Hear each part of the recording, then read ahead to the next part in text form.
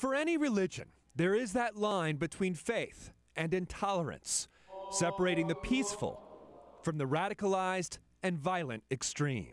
They were telling us that one day we will take over the whole world. This man we'll call Marcel has crossed that line before.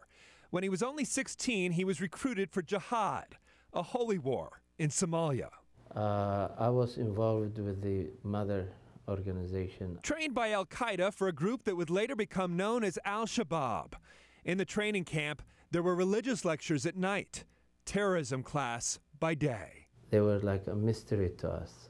And then in the morning, they were our teachers teaching us everything from hand grenade to making all kind of bombs. That was in the early 90s when Somalia was beginning its long road into anarchy.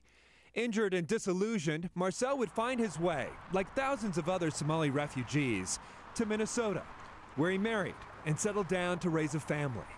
On weekends, sending his 3 young sons to Abu Bakr as-Siddiq Islamic Center in South Minneapolis, to keep them away, he thought, from drugs and gangs. But slowly at first, almost imperceptibly, his sons came home with a familiar refrain that had spoken to him before. Is America our country, our enemy, or our ally? And how do we know that, Dad? When your children approach you and they ask you these kind of questions, the parent will be left only to wonder, what am I going to do about my children? Did you say to your kids, where are you coming up with that?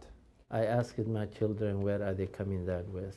And they pointed to several lectures by Sheikh Muhammad Umal.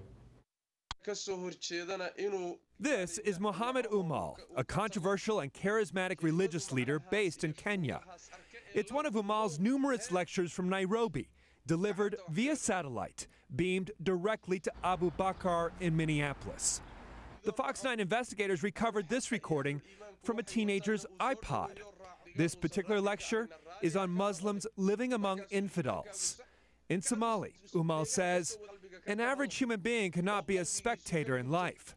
Either you are with the righteous people or you are with the non-believers. What we need is the average Muslim to be true to what he has in his heart. That is, to be with the righteous against the evil people. He's a radical to the bone. Abdi Bihi is a community leader who has long warned that some of the so-called scholarly lectures at Abu Bakr were not just divisive, but dangerous. Nothing short of a call to action. For young people hearing news from Somalia, the Ethiopian troops were invading their home country, raping women and children. This guy, he's building the fundamental beliefs of this community or these young people and telling them this is how you have to build the fundamentals. He's laying down the bricks of radicalization. That's his job. This iPod belongs to a Minneapolis teenager who vanished nearly 3 years ago, presumably to go fight in Somalia. He's still missing, and his parents don't wish to be identified, but they say for years he attended religious school here at Abu Bakr, and they believe this is where he downloaded the lectures. The iPod mixes the innocent and the insidious. Children's cartoons like this one, telling the story of Muhammad. Well, you raised him. But also dozens of podcasts from Anwar al-Awlaki, Al-Qaeda's notorious leader in Yemen. Since the death of Osama bin Laden, he now tops the FBI's most wanted list and the CIA's assassination list. Misinterpretation of our holy book. And that's what we have to deal with. Bihi believes the iPod is an indoctrination tool, similar to techniques used to manipulate his own nephew, Burhan Hassan, who attended youth programs at Abu Bakr and also listened to al-Awlaki's lectures before leaving Minneapolis in November of 2008 to join al-Shabaab in Somalia. Burhan was killed by al-Shabaab, his family believes, when he became too sick to fight. Travel itineraries show many of the missing young men first traveled to Kenya, where they reportedly would stay or visit Nairobi's renowned 6th Street Mosque. Its religious leader, none other than Muhammad Umal. And after 2 years, after many guys like him here, building this piece, that piece, that piece, that piece, they're ready. He's going to welcome them in his mosque in 6th Street, where al-Shabaab will take them to Somalia. Despite repeated requests, no leaders from Abu Bakr were willing to talk to the Fox 9 investigators. And some of those attending prayer were less than eager for us to ask questions. It's not. In Abu Bakr's lobby, there's now a sign warning against recruiting at the mosque. According to a federal indictment, Abdullahi Farah was doing just that. Known as Smiley, the Minneapolis cab driver was a recruiter for al-Shabaab, conducting teleconferences with the group at a mosque believed to be Abu Bakr. Among those he recruited, Farah Balidi, a former gang member known as Bloody. 2 months ago, he lived up to his name, blowing himself up at a checkpoint in Somalia, killing himself and 3 others.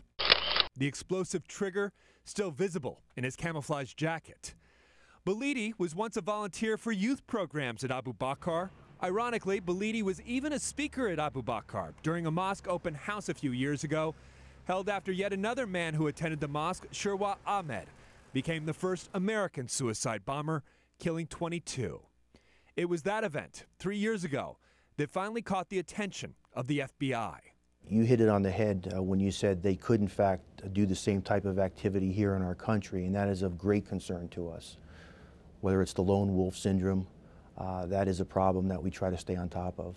Donald Oswald is the new man in charge for the Minneapolis office of the FBI, brought in specifically for his counterterrorism background. He says agents can follow the money trail, but the trail of ideology is more elusive. The First Amendment is a right that we all deserve here, and that they have the right of freedom of religion. So to be able to have those satellite episodes is certainly within their rights in this country.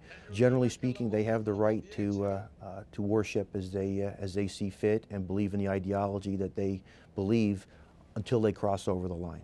But Marcel believes that line has already been crossed. He took his own children out of Abu Bakr 2 years ago.